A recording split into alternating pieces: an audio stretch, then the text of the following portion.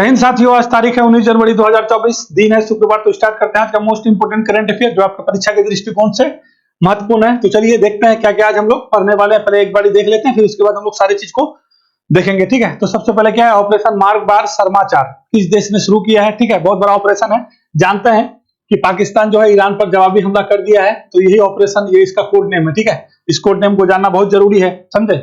इसको बिल्कुल भी जानेंगे। हरनी झील किस राज्य में है। ठीक है, ये झील में बहुत बड़ा कल जो है दुर्घटना हो गया है। स्कूल के बच्चे हैं जो 16 बच्चे का मृत्यु हो गया इस झील में। चलें आगे चलते हैं। अगला क्वेश्चन क्या है, वर्ल्ड इकोनॉमिक फोरम यानी WEF भारत के किस राज्य में स्वास्थ्य देखभाल और जीवन विज्ञान पर आधारित केंद्र स्थापित करेगा। ये पहली बार होगा कि वर्ल्ड इकोनॉमिक फोरम भारत में कोई अपना मतलब संस्थान जो है खोलने जा रहा है। ठीक है, और वो भी कौन सा, औद्योगिक क्रांति चौथा के लिए। ये बात समझ लीजिए, बहुत इंपोर्टेंट बता रहे हैं। अयोध्या के राम मंदिर में समर्पित स्मारक डाक टिकटों की एक सीरीज किसने लॉन्च किया है, कल ही किया गया है। ठीक है, क्योंकि 22 तारीख को भगवान श्री राम का प्राण प्रतिष्ठा होने वाला है, इसको लेके डाक टिकट का जो एक सीरीज जारी किया गया है। दुर्लभ क्या है, तिब्बती भालू, भूरे भालू है। ठीक है, तिब्बती भूरे भालू की प्रजाति किस राज्य में घूमते हुए पाई गई है।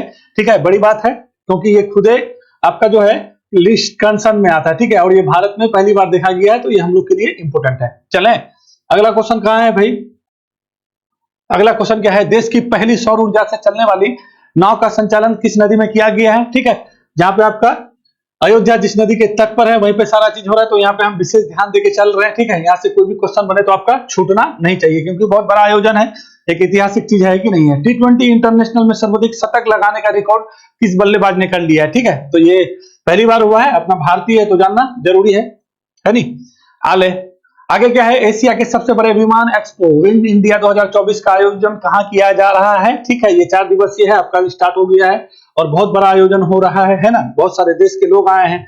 किस राज्य में डॉक्टर बी आर अम्बेडकर को समर्पित प्रतिमा स्टेच्यू ऑफ सोशल जस्टिस यानी जिसको सामाजिक न्याय की प्रतिमा कहते हैं, इसका अनावरण किया गया है। बहुत ऊंची प्रतिमा है, लगभग जानते हैं 206 फीट ऊंची प्रतिमा है। अब तक का सबसे बड़ा माना जाता है ना, मतलब जमीन से, है कि नहीं है। चलता है, मदर मिल्क बैंक किस राज्य में स्थापित किया गया है। मदर मिल्क है, अब जो भी मदर को दूध का समस्या होता था वैसा समस्या नहीं होगा। ये पहल बहुत बड़ा पहल है, शुरू किया गया है। उर्वरक आत्मनिर्भरता की राह क्या कहता है, उर्वरक आत्मनिर्भरता की राह यानी फर्टिलाइजिंग द फ्यूचर पुस्तक का विमोचन किसने किया। ठीक है, तो फर्टिलाइजर नहीं रहेगा तो किसान अपने खेत में डालेंगे क्या, है ना। तो ये बहुत बड़ा पुस्तक है। ठीक है, और हमारे जगदीप धनखड़ जी जो है इसको विमोचन किए हैं। ठीक है, चलें आगे चलता है। अब हम लोग अच्छे से सारे क्वेश्चन को देख लेंगे, फिर बात करते हैं, है ना। क्या है भाई, समझते चलिएगा, सारा क्वेश्चन आपके लिए इंपॉर्टेंट है। ठीक है, आप बढ़िया से चीजों को देखते चलिए, सारा चीज समझ में आएगा। क्या कहता है, ऑपरेशन मार्ग बार समाचार किस देश ने शुरू किया है। ठीक है, ये ऑपरेशन को याद रखिएगा, मार्ग बार समाचार। पहले हम इसका कहां आपका मीनिंग ही समझा देते हैं, क्योंकि सुनने में थोड़ा अटपटा लग रहा है। मार्ग बार का मतलब होता है किसी चीज का खात्मा कर देना। खात्मा का मतलब ये हुआ कि कोई भी चीज को जड़ से मिटा देना। बोलते हैं ना, खात्मा कर देंगे, उन्मूलन कर देंगे, वही खात्मा है। मार्ग बार का मतलब होता है। ठीक है, और समाचार जो है ना, ये बलूची भाषा का, बलूचिस्तान जिसके बारे में अभी बताने वाले हैं, वहीं का जो है बलूची भाषा से समाचार उसको कहते हैं जो अपना कोई भी भूभाग के लिए लड़ाई करता है, जो अपना स्वतंत्रता सेनानी भी उसको कह सकते हैं, या फिर आप उसको लड़ाकू भी कह सकते हैं। ठीक है, उसी का मतलब वही होता है। तो इसका मतलब ये हुआ कि अब जो खात्मा के लिए जो समाचार लोग अपने आप को स्वतंत्रता सेना या स्वतंत्रता नायक कहते हैं, या अपने आप को लड़ाके कहते हैं, तो उसी को क्या करना है, खत्म करना है। या क्योंकि मार्ग बार का मतलब होता है खात्मा, तो ये ऑपरेशन शुरू किया है आपका पाकिस्तान सरकार। ठीक है, और क्यों किया है, तो पहले पाकिस्तान समझ जाइए कि ये ऑपरेशन पाकिस्तान ने शुरू किया है। अब क्यों किया है आपको हम बताते हैं, लेके चलते हैं। ठीक है, क्योंकि समाचार को क्या करना है, खत्म कर देना है। जब खत्म कर देना है तो यहाँ पे आपको चीज को समझना जरूरी है। चीज को नहीं समझिएगा सब गड़बड़ हो जाएगा। ठीक है, ये वाला मैप नहीं, आपको ये वाला मैप से हम दिखाते हैं, बिल्कुल भी आपको सब समझ में आ जाएगा। जितना कॉम्प्लिकेशन में चीजों को फंसिएगा, फंसते चले जाइएगा। आपको ये वाला मैप रख लेते हैं,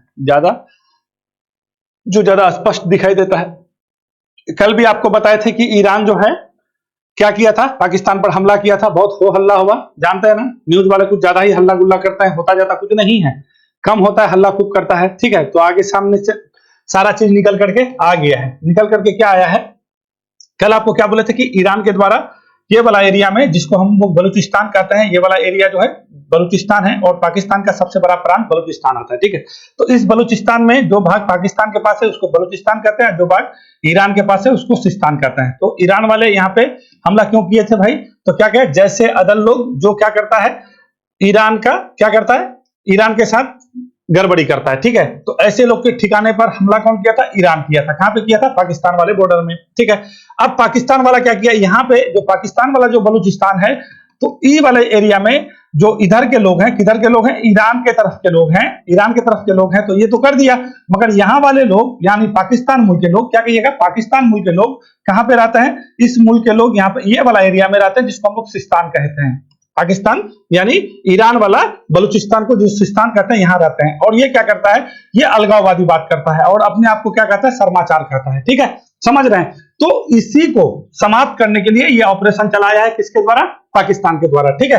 तो ये इसका जवाबी हमला भी माना जा रहा है। अब दोनों देश के बीच बात निकल के जब सामने में आया, तो बात ये आया कि नहीं, आपने जैसे अपने देश के संप्रभुता के लिए यहाँ पे जैसे जैसे अदल पर आपने अटैक किया था, उसी वजह से हमारा संप्रभुता के बचाने के लिए हमने जो है यहाँ पे आपका जो PLO, जिसको क्या कहते हैं, इसको याद रखिएगा, BLO, बलूचिस्तान लिबरेशन, BL क्या बलूचिस्तान लिबरेशन फ्रंट होता है ना, BLF, ठीक है, या फिर BLA भी बोल सकते हैं, बलूचिस्तान लिबरेशन आर्मी। ये सारे लोग यहाँ पे रहते हैं और पाकिस्तान, ये बलूचिस्तान वाला जो एरिया है, पाकिस्तान से एक अलग मांग करते हैं, क्योंकि सबसे बड़ा प्रांत है और ये वाले साइड में पड़ता है। तो इसी को खात्मा के लिए ये जो BLA है, यानी बलूचिस्तान लिबरेशन फ्रंट, और BLA बलूचिस्तान लिबरेशन आर्मी, जो ये वाला एरिया में रहता है, यानी ईरान वाला एरिया में रहता है, उसी को खात्मा करने के लिए जो ऑपरेशन चलाया है, इस ऑपरेशन का नाम दिया है आपका, जो बताए हैं, शर्माचार, ठीक है। तो इस शर्माचार को बिल्कुल भी याद रखिएगा।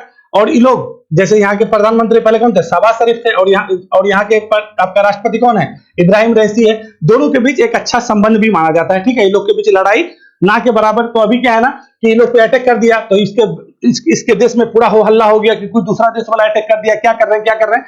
तो दिखावे के लिए ये भी क्या किया कि इन लोग को, जो यहाँ के बलूचिस्तान को अलग मांग कर रहा है, उन लोग को खत्म करने के लिए ये ऑपरेशन चलाया है। और यहाँ पे कुछ अटैक भी किया, बोला है कि 9 आदमी का मृत्यु हुआ है, जिसमें से एक भी ईरानी लोग नहीं है, सारे पाकिस्तान मुल्क के ही लोग हैं, जो इधर आकर के अलगाववादी अपना समूह चला रहा था, ठीक है। तो समझ गए मेरी बात को कि ना कोई युद्ध होने जा रहा है, ना कुछ होने जा रहा है, इन लोग के बीच कुछ नहीं होगा, ठीक है। लड़ता है, कटता है, मरता है, फिर अपने साथे में रहता है, ठीक है। तो ईरान को समझिए, देखिए ये वाला एरिया ना बहुत ज्यादा डेंस हो गया था। हमको भी लगा कि कुछ मैटर आगे जाएगा, मगर मैटर आगे नहीं जाएगा, दोनों के बीच शांति समझौता हो गया। क्यों? देखिए, अगर युद्ध होता तो फ्लाई जोन यहाँ पे बैंड हो जाता, इसका फ्लाई जोन यहाँ पे बैंड हो जाता, होता कि नहीं होता, ठीक है। और देखिए, सबसे बड़ी बात है कि ये परमाणु शक्ति है, ये परमाणु शक्ति नहीं है, और इसको जो है हवा दे रहा है कौन? अमेरिका, ठीक है। और ये लोग अपने साथ में मिलकर के क्या किया, जितने भी मुस्लिम ब्रदरहुड कंट्री है, उन लोग का दिमाग में अब एक चीज सेट हो गया है, अमेरिका वाले को, मतलब अमेरिका वाले का बात नहीं मानना है। ये बात जान लीजिए, क्योंकि लोग का अलायंस ही है, ठीक है ना, जो मुस्लिम ब्रदरहुड का है। अभी लोग को समझ में आ गया कि अमेरिका वाला सबको भड़काता है, हम लोग से लड़वाता है, ठीक है। तो हम लोग को ऐसा काम नहीं करना है, सोच समझ के करना है। शहबाज शरीफ का और इब्राहिम रईसी का बहुत अच्छा दोस्ती भी माना जाता है। और पाकिस्तान के जो विदेश मंत्रालय के प्रवक्ता है, वो बोला भी है कि ईरान हमारा भाई है। ये लोग भी बोला है, भाई भाई का बात है, ठीक है। तो ये लोग के साथ कुछ नहीं होने जा रहा है, ठीक है ना।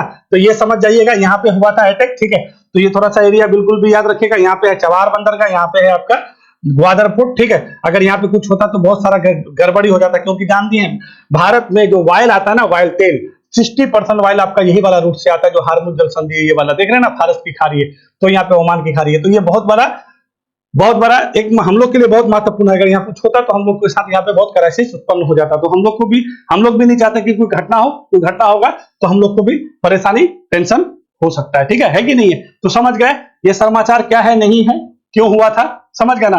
तो पाकिस्तान जो है जवाबी जो हमला किया है, उस हमला को क्यों किया है भाई, तो बात समझ गए कि जो बलूचिस्तान की अलगाव की बात करता है, जो लोग वहां पे रहते हैं, बलूच, क्या कहिएगा, ये 2 आदमी का नाम रखिएगा, बलूचिस्तान लिबरेशन आर्मी, ठीक है, और बलूचिस्तान लिबरेशन फ्रंट, ठीक है।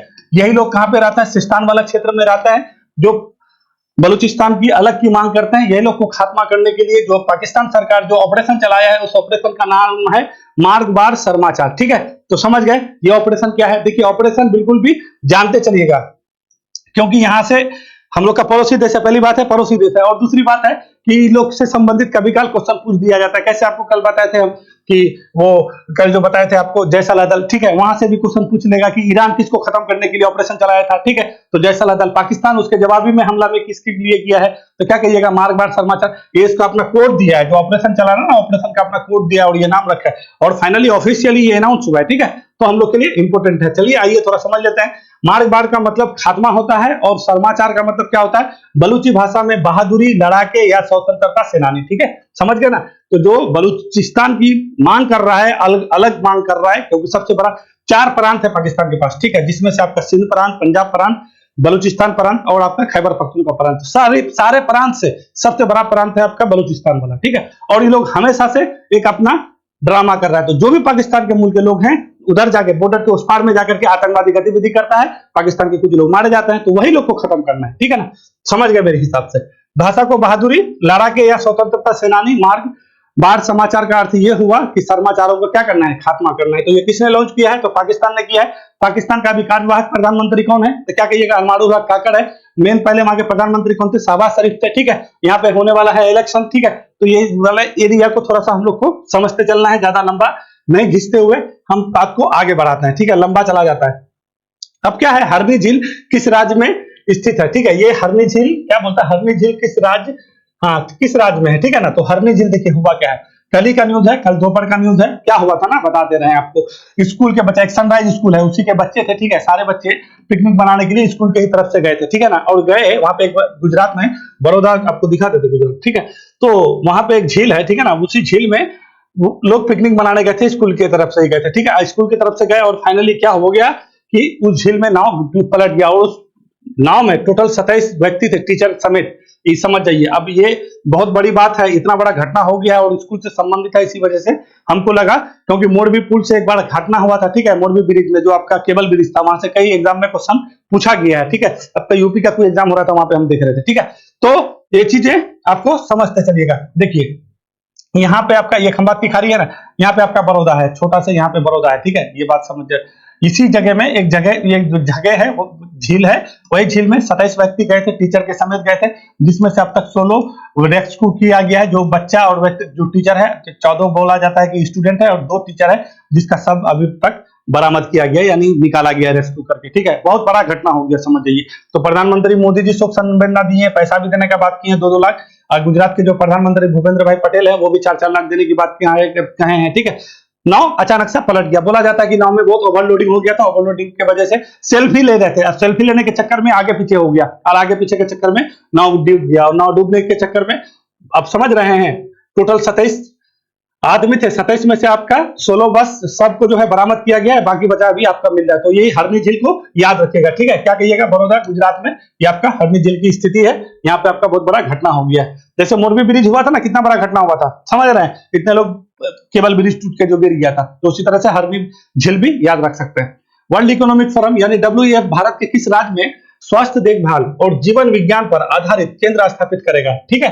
तो देखिए किस राज्य में करेगा, ये करेगा आपका तेलंगाना हैदराबाद में करेगा, ये बात समझ जाइए। वर्ल्ड इकोनॉमिक फोरम का ये पहला ऐसा कुछ संस्थान होगा जो भारत में खोला जाएगा। हुआ क्या है ना, वर्ल्ड इकोनॉमिक फोरम का जो है आपका 54वां बैठक चल रहा है। कहां पे चल रहा है भाई, दावोस में होता है, आप लोग को पता है दावोस कहां पे, स्विट्जरलैंड में है।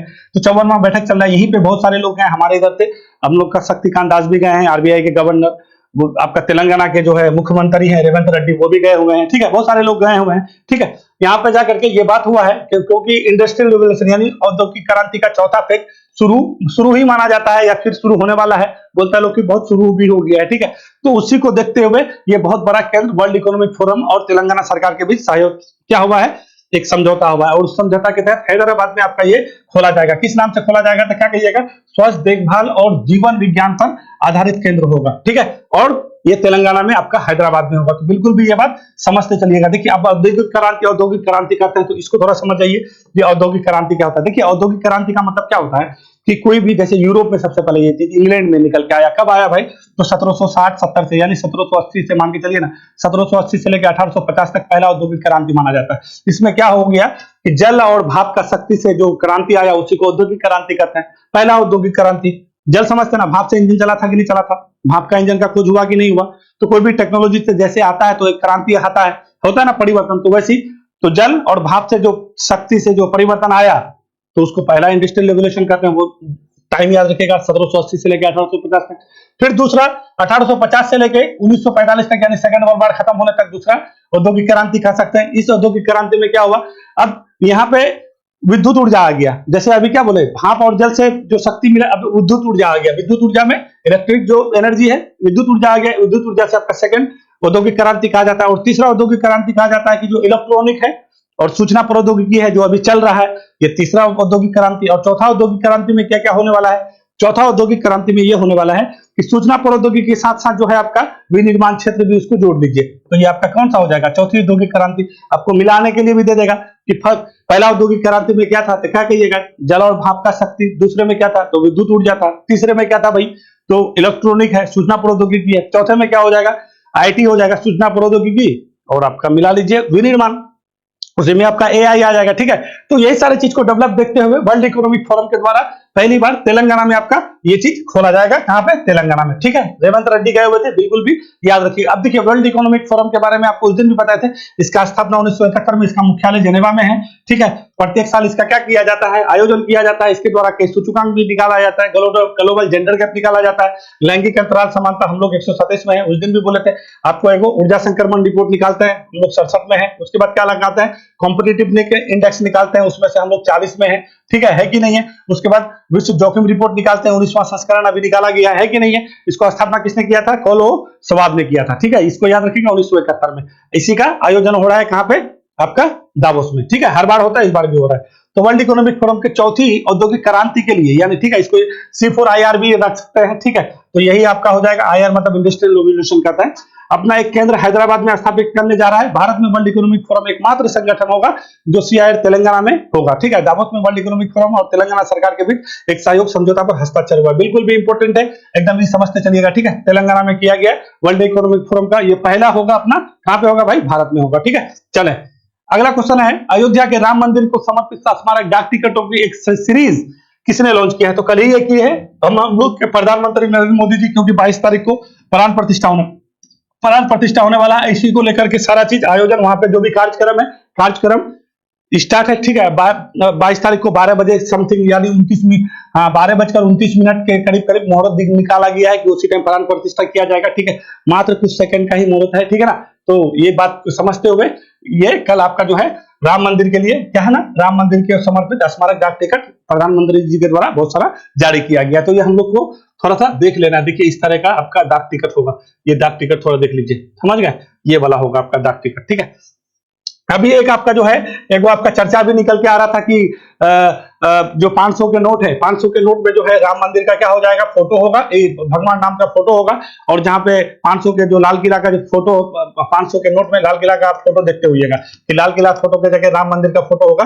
तो ये वाला भी ट्रेंड में आ रहा था, तो फिर कल ही पुष्टि हुआ, न्यूज में आ रहा था आपका। तो उसमें बोला गया कि नहीं, ऐसा कोई बात नहीं है। तो अगर आपको ऐसा कोई भरम वाला कोई अगर क्वेश्चन पूछ दे, तो या फिर कोई आप अगर सूचना दे, तो ये सूचना गलत है। ठीक है, आरबीआई के द्वारा पुष्टि किया गया कि ऐसा आरबीआई का अभी कोई प्लान नहीं है, या सरकार की तरफ से ऐसा कोई बात रखा नहीं गया। ठीक है, तो एक बहुत बड़ा टिकट जो है आपका जारी किया गया कल। ठीक है, चलें, समझ गया मेरे हिसाब से। टिकटों के एक सीरीज को लॉन्च किया गया प्रधानमंत्री नरेंद्र मोदी, और प्रधानमंत्री नरेंद्र मोदी ने दुनिया भर में टिकटों वाली एक पुस्तक भी जारी किया है। तो क्या कहिएगा, टिकट को किसने जारी किया है, क्या कहिएगा, अयोध्या में राम मंदिर को समर्पित टिकटों का एक सीरीज किसने जारी किया है, तो हम लोग के प्रधानमंत्री मोदी जी किए हैं। जान ही रहे हैं कि वही जो है आएंगे प्राण प्रतिष्ठा के लिए।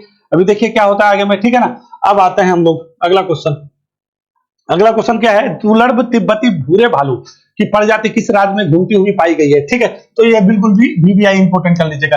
तिब्बती भूरे भालू है, ऐसा नहीं है। देखिए, हमारे यहाँ पे बहुत भालू है। ठीक है, अब तक 4 प्रजाति के भालू पाए जाते हैं। ठीक है, जैसे हिमालयन भालू है, एशियन भालू है कि नहीं है। अब कई प्रकार के, 4 प्रकार के आपको बोले ना, हिमालयन, बूढ़ा भालू, रेड भालू मिलता रहता है। ठीक है, तो ये जो है तिब्बती भूरे भालू है। एक तो ऐसे सबसे पहली बात है, ये जान जाइए 1972 का वन्य जीव संरक्षण अधिनियम आया था ना, उसके अनुसूची 2 में इसको रखा गया है। उसके बाद IUCN का एक रेड डाटा लिस्ट आपका बुक आता है। ठीक है, IUCN में भी जो है इसको लिस्ट कंसर्न में रखा गया है। तो ये थोड़ा सा ना मतलब दुर्लभ है, मतलब जल्दी मिलता नहीं है। और ये आपका तिब्बत में, नेपाल में और भूटान में कभी काल देखा जाता है, हमारे इंडिया में बिल्कुल भी नहीं देखा गया है। ठीक है, तो इस बार इसको जो है एक IFS अधिकारी थे, ठीक है, उसी के द्वारा उसका जो है परवीन कंसवाल इसका नाम है, इसी के द्वारा ये फोटो साझा किया गया है ना। और ये पता चला है कि सिक्किम वाले क्षेत्र में, ये वाले सिक्किम वाले क्षेत्र में ये भालू आपको घूमते हुए देखा गया है। तो इसके इस तरह से पर्यावरण के लिए एक अच्छा संकेत भी माना जाता है। और इस तरह का अगर कुछ चीज होता है अपने देश में तो बिल्कुल भी हम लोग को जानते चलना है। तो इस प्रकार अभी हम लोग के देश में कितना कै प्रजाति के भालू हो गए, 5 प्रजाति के भालू हो गए। और कहाँ पे पाया गया, सिक्किम में। तो चलिए थोड़ा सिक्किम आपको दिखा देते हैं, क्योंकि सिक्किम के मुख्यमंत्री कौन है, प्रेम सिंह तवांग है, ठीक है। और सिक्किम को थोड़ा सा जान ही लीजिए, ठीक है। सिक्किम को नहीं जानिएगा, देखिए इस तरह का आपका ये जो है आपका भूरा भालू है, ठीक है। तो ब्राउन बियर अगर आपको पूछे कहां पाया गया था तो क्या कहिएगा, सिक्किम में पाया गया, ठीक है। सिक्किम को तो जानते हैं, जलपेला दर्रा वहीं पे है, नाथुला दर्रा वहीं पे है, डोकलाम विवाद वहीं पे चलता है, चुंबी घाटी कहां पे है, सब सिक्किम में है, ठीक है। तो बहुत छोटा सा स्टेट है, बहुत छोटा सा स्टेट है। क्षेत्रफल के एरिया से ये सबसे छोटा नहीं है, गोवा है, मगर जनसंख्या के एरिया में ये क्या है, सबसे छोटा स्टेट है, ठीक है। ये बात समझ गए। कहां से सीमा साझा करेगा, तो इधर वेस्ट बंगाल से करता है, ठीक है, इधर भूटान से करता है, और ऊपर से चाइना से, इधर से नेपाल करता है, ठीक है। तो ये बिल्कुल भी स्थिति आपको पता होना चाहिए। यहाँ पे आपका कौन, नाथुला दर्रा, एक जलपेला दर्रा ऊपर में है, ठीक है। तो ये स्थिति बिल्कुल भी आपको पता होना चाहिए। देखिए ऊपर वाला क्षेत्र में ना, ये से आपका तीस्ता नदी निकलता है, अभी आया था ना, तो यहाँ पे हिमस्खलन हो गया था, कहाँ पे, सिक्किम में, ठीक है, समझे ना। तो यहीं पे आपका जो है ऊपर वाला जो क्षेत्र में है, कंचनजंगा जो है ना, सबसे ऊंची चोटी है कंचनजंगा, यही आपका सिक्किम में ही कंचनजंगा, नेपाल वाला उस वाले बॉर्डर पे आपका इधर वाले साइड में कंचनजंगा है, ठीक है। चले समझ गए मेरे हिसाब से, समझे ना। तो सिक्किम का राजधानी कहाँ है, गंगटोक है। तो चुंबी घाटी समझ गया, चुंबी वैली, यही चुंबी घाटी है, ये आपका नाथुला दर्रा है, ऊपर में जलपेला दर्रा है, इधर आइएगा तो कंचनजंगा है कि नहीं है। चले मैप से चीजों को समझते चलिएगा तो आपको समझने में बहुत आसानी मिलेगा, ठीक है। तो अभी कितने प्रकार के हो गए हैं भैया, तो 5 प्रकार के भालू भारत में हो गए हैं। और तिब्बती भूरे भालू की प्रजाति कहां पे देखा गया, सिक्किम में देखा गया। क्या कहिएगा, ऊपर वाले क्षेत्र में, थोड़ा सा ऊपर में, क्योंकि 4000 फीट के ऊंचाई तक ये रह सकता है, ठीक है, ये भालू, ठीक है। इसको मैदान चाहिए, बर्फ में भी थोड़ा मोड़ा इजी लेता है, ठीक है। इस तिब्बती भूरे भालू की तस्वीर कौन, आईएफएस ऑफिसर है परवीन कंसवाल ने साझा किया है। इस प्रकार अब भारत में 5 तरह के क्या हो गए हैं भाई, भालू दर्ज हो गए हैं, ठीक है। तिब्बती भाषा में इसे क्या कहते हैं, डोम गयामुख कहते हैं, याद रखेगा। क्या कहिएगा, डोम गयामुख, डोम गयामुख। इसका साइंटिफिक नाम हम आपको नहीं बताएंगे, ठीक है, क्योंकि साइंटिफिक नाम नहीं पूछने वाला है, ठीक है ना। डोम गयामुख याद रखेगा, क्योंकि तिब्बत से मिला है, तो तिब्बती भाषा में उसको क्या कहेंगे, बहुत बार हम लोग को पूछ देता है ना, ब्रह्मपुत्र नदी को तिब्बती भाषा में कहा जाता है, क्योंकि उधर से ही निकलता है। तो हो सके इसको भी पूछ दे।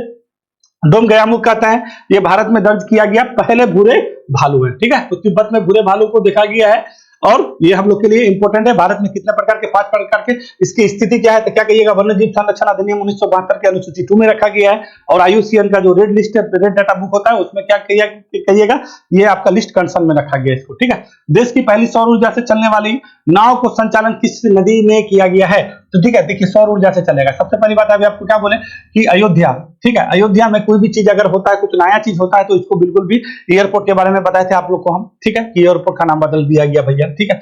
उसी तरह से वहां पे कुछ भी नया चीज होता है, तो उस चीज को बिल्कुल भी अपना थोड़ा सा नोटिस कर लीजिए, एक बार देख लीजिएगा, क्योंकि अपना व्यवहारिक चीज है, ठीक है। भगवान श्री राम का वहां पे जन्मस्थली है, तो चीजों हम लोग को रटने का जरूरत नहीं है, सिर्फ एक बार सुन भी लेंगे तो याद रह जाएगा, तो सिर्फ सुन लेना है। तो देश की पहली सौर ऊर्जा से चलने वाली नाव को संचालन किस नदी में किया जाएगा, तो सरयू नदी के किनारे। अयोध्या कहां पे बसा हुआ है भाई, सरयू नदी के किनारे है, तो बस वहीं पे सौर ऊर्जा से संचालित होने वाला है। और ये काम कौन कर रहा है, तो यूपी एनईडीए के द्वारा ये संचालन किया जा रहा है, ठीक है। यूपी का जो है, वही यूपी गवर्नमेंट का जो है अंडर में पड़ता है, उसी के द्वारा ये काम आपका किया जाएगा, सरयू नदी पे किया जाएगा, बिल्कुल भी याद रखिएगा, ठीक है। तो देश में सौर ऊर्जा से चलने वाली नाव को पहले किस नदी पे, तो सरयू नदी पे, ठीक है। किसके द्वारा, तो क्या कहिएगा, यूपी सरकार का बॉडी है, यूपी एनईडीए के द्वारा सौर ऊर्जा से चलने वाली नाव यूपी के अयोध्या में स्थित सरयू नदी में संचालन किया जाएगा, और इसे यूपी एनईडीए द्वारा तैयार की गई है, ठीक है। अब देखिए अभी 22 तारीख को प्राण प्रतिष्ठा होने वाला है, वहां पे जो भी चीज होने वाला होगा, जो भी चीज, तो उसको थोड़ा सा नोटिस कर लीजिए। अभी इसको लॉन्च मतलब करने वाला है, सारा चीज प्लान तैयार है, ठीक है ना। तो हम लोग इसको अगर देखते हुए चलेंगे, तो हम लोग क्या है ना, कि कहीं से भी अगर कोई क्वेश्चन पूछता है, तो वो क्वेश्चन हम लोग का छूटने नहीं जा रहा है। टी20 इंटरनेशनल में सर्वाधिक शतक लगाने का रिकॉर्ड किस बल्लेबाज ने बना लिया है। देखिए टी20 इंटरनेशनल का सर्वाधिक रिकॉर्ड बना लिए हैं भैया, कौन, तो रोहित शर्मा। हुआ क्या है जानते हैं, अफगानिस्तान के खिलाफ अफगानिस्तान और भारत का टी20 मैच चल रहा था, गजबे हो गया, ठीक है। पहले तो कितना रन था, ठीक है, वो रन थोड़ा सा मिसिंग चल रहे हैं, ठीक है। सुपर ओवर हुआ था, 2 बार सुपर ओवर, एक बार सुपर ओवर नहीं, पहले तो टाई हो गया, फिर सुपर ओवर हुआ, वो भी टाई हो गया, फिर से सुपर ओवर हुआ, और उस सुपर ओवर में क्या हो गया ना, ये हाँ, अफगानिस्तान का 2 विकेट गिर गया, वो लोग रन नहीं बना पाए। पहले भारत बैटिंग किया था, तो उसको 11-12 रन बनाया था, ठीक है। तो उसी मैच में अपने कौन है, ये रोहित शर्मा जी हैं, और रोहित शर्मा जी द्वारा एक शतक लगाया गया, इस प्रकार इसका शतक का संख्या 5 हो गया। पहले T20 इंटरनेशनल में 4 ही शतक लगाए थे। किसके किसके द्वारा? सूरज कुमार यादव और गैलेन मैक्सवेल के द्वारा 4-4 शतक लगाया गया था। 5 शतक लगा करके रोहित शर्मा अपने नाम कर लिया है। और ये खेल कहां पे हो रहा था? तो क्या कहिएगा, बेंगलोर में हो रहा था, चिन्नास्वामी स्टेडियम में हो रहा था। ठीक है, तो कब कब लगाए भाई? दक्षिण अफ्रीका में धर्मशाला में लगाए थे 106 रन, 2017 में श्रीलंका इंदौर में लगाए थे, 2018 में इंग्लैंड में ब्रिस्टल में लगाए थे, 2018 में वेस्ट इंडीज में लगाए, 2024 में अफगानिस्तान के खिलाफ बेंगलुरु में लगाए। ठीक है, तो याद रखेगा, ये अफगानिस्तान के खिलाफ भी याद रखेगा, क्योंकि यहाँ पे पूछ ले किसके खिलाफ। तो ये सुपर ओवर हुआ था, डबल सुपर ओवर, देखने लायक मैच था। ठीक है ना। तो T20 इंटरनेशनल में सर्वाधिक शतक लगाने वाले कौन हो जाएंगे भैया? तो रोहित शर्मा हो गया। कितना हो गए? 5 लगा दिए। चले आगे बढ़ते हैं, चीजों को समझते चलिए। अब क्या है ना, एशिया के सबसे बड़े विमानन एक्सपो विंग्स इंडिया 2024 कहां आयोजित किया जाता है? ये द्विवार्षिक सम्मेलन है। इस बार किया जा रहा है आपका हैदराबाद बेगमपेट हवाई अड्डे में। कहां पे किया जा रहा है? हैदराबाद बेगमपेट हवाई अड्डे में। ये कहां पे पड़ता है? तेलंगाना में पड़ता है।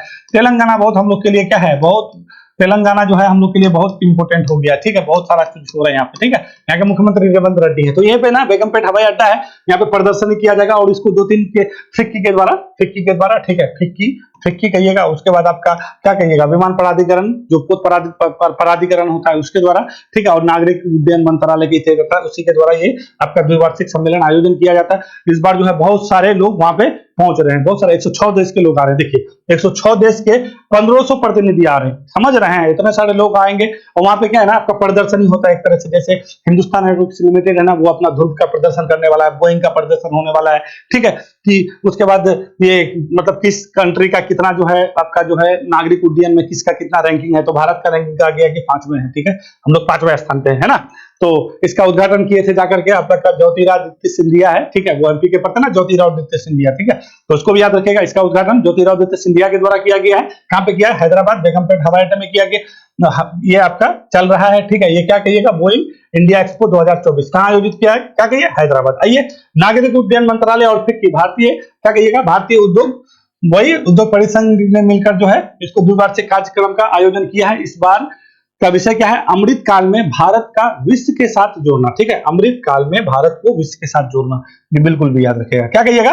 इस बार का थीम कहेगा कि बोइंग क्या कहिएगा, विंग इंडिया 2024 का थीम विषय वस्तु क्या है? क्या कहिएगा? अमृत काल में भारत को विश्व के साथ जोड़ना है। इस कार्यक्रम में 106 देश के 1500 प्रतिनिधि भाग ले रहे हैं। आपको पहले ही बोले, ध्रुव को लोग दिखाने वाले हैं, बोइंग को दिखाने वाले हैं। ठीक है, एक 222 करके वो आपका हेलीकॉप्टर है, उसको भी दिखाने वाला है। ठीक है, वहां पे प्रदर्शनी होगा। जो भी बड़े बड़े विमानन कंपनी है वो अपना चीजों को वहां पे क्या करेंगे, आके बताएंगे। तो क्या कहिएगा इस बार? विंग इंडिया 2024 का आयोजन हैदराबाद बेगमपेट हवाई अड्डा में। चलें आगे बढ़ते हैं। चलिए, ये भी आपका हैदराबाद से क्वेश्चन है, यानी हैदराबाद से नहीं है, हाँ आंध्र प्रदेश से है। किस राज्य में डॉक्टर B.R. अम्बेडकर को समर्पित जो है प्रतिमा, स्टैच्यू ऑफ सोशल जस्टिस कहिए या सामाजिक न्याय की प्रतिमा कहिए। ठीक है, ये आज ही आपका इसका जो है आपका अनावरण किया जा रहा है। ठीक है, इसका उद्घाटन किया जा रहा है। कौन किया जा रहा है भाई? तो क्या क्या BS जगनमोहन रेड्डी ना नाम है उसका, आंध्र प्रदेश के मुख्यमंत्री, उसी जगनमोहन रेड्डी के द्वारा किया जा रहा है। ये बात बिल्कुल भी याद रखेगा, जगनमोहन रेड्डी के द्वारा। और कहां पे किया जा रहा है? विजयवाड़ा में किया जा रहा है। ये बिल्कुल भी इंपॉर्टेंट है। क्या कहिएगा? आंध्र प्रदेश के विजयवाड़ा में किया जा रहा है, जगनमोहन रेड्डी के द्वारा इसका उद्घाटन किया जाएगा। स्टैच्यू ऑफ सोशल जस्टिस किसका नाम है? तो डॉक्टर B.R. अम्बेडकर के प्रतिमा का नाम स्टैच्यू ऑफ सोशल जस्टिस रखा गया है। और इसमें खासियत यह है कि अब तक डॉक्टर भीमराव अंबेडकर का सबसे बड़ी प्रतिमा होगा। आप बताइए कैसे होगा, बताते हैं। 125 फीट ऊंची प्रतिमा का जो है अनावरण पहले किया गया था हैदराबाद में। ठीक है, तो ये 125 फीट टोटल है। और इसकी जो प्रतिमा है, इसका ऊंचाई कितना है? 206 फीट है। 206 फीट कैसे है?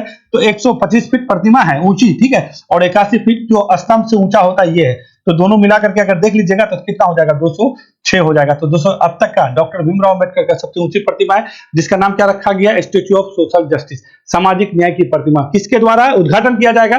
तो क्या कहिएगा? जगनमोहन रेड्डी। कौन है? आंध्र प्रदेश में। कहां पे किया जाएगा? विजयवाड़ा में किया जाएगा। इससे पहले 125 फीट ऊंची कहां है? तो हैदराबाद में। बिल्कुल भी समझ गए। भारत में सबसे ऊंची मूर्ति कहेगा तो क्या कहिएगा? सरदार वल्लभ भाई पटेल का स्टैच्यू ऑफ यूनिटी। कितना है भाई? 182 मीटर है ना, 182 मीटर है, 182 मीटर है। ये बिल्कुल भी याद रखेगा। ये अगर फिट में कहता क्या कितना है? 597, इतना ही तो है। ठीक है, 597 फीट है। ठीक है, इतना ही है। ठीक है, 597 फीट। और मीटर में कहेगा तो 182 मीटर। ये आपका सरदार वल्लभ भाई पटेल का है। और ये आपका भीमराव अंबेडकर जी का जो प्रतिमा होगा वो कितना का हो जाएगा? तो 206 फीट। 81 फीट क्या कहिएगा? ये स्तंभ की ऊंचाई है। और 125 फीट ऊंची प्रतिमा है, ठीक है, जिसका नाम क्या रखा गया, स्टेचू ऑफ सोशल जस्टिस। कहां पे इसको जो है अनावरण किया जाएगा, विजयवाड़ा में। देखिए अभी शंकराचार्य का एगो प्रतिमा का अनावरण किया गया मध्य प्रदेश में, स्टेचू ऑफ वननेस, है ना।